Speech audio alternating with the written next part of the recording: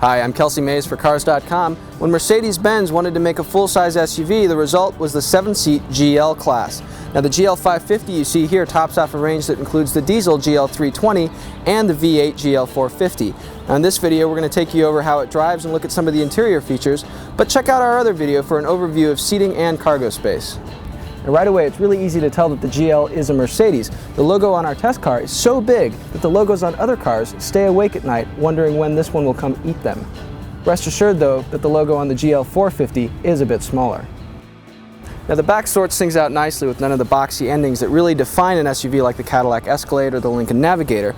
This GL550 has monster 21-inch wheels. That means your kids' friends might think you're the coolest mom or dad on the block. Your kids will still think you're old-fashioned and stingy. Inside, leather and wood trim abound, and actually everything is pretty well arranged. There's leather wrapping on top of the dashboard, and the stuff on the steering wheel is really soft. One thing we aren't crazy about is a glove compartment cover. Right here where it meets the dashboard, there's sort of an inconsistent gap as it comes up. On an $80,000 SUV, that's not something you really want to see.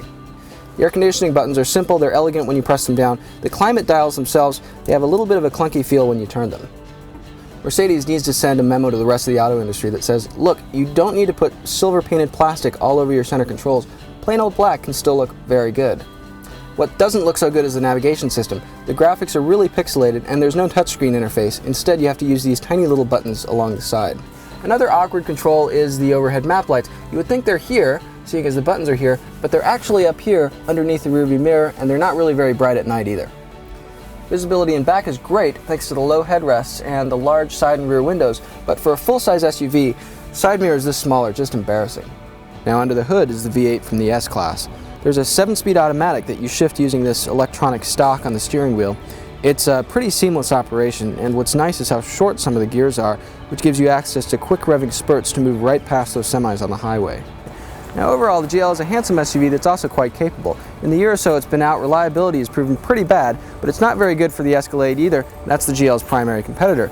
This SUV we think is pretty well constructed, it looks good on the inside and the outside, and it's fun to drive too. So as a pure luxury car, if you can afford something in this price range, it's probably worth checking out.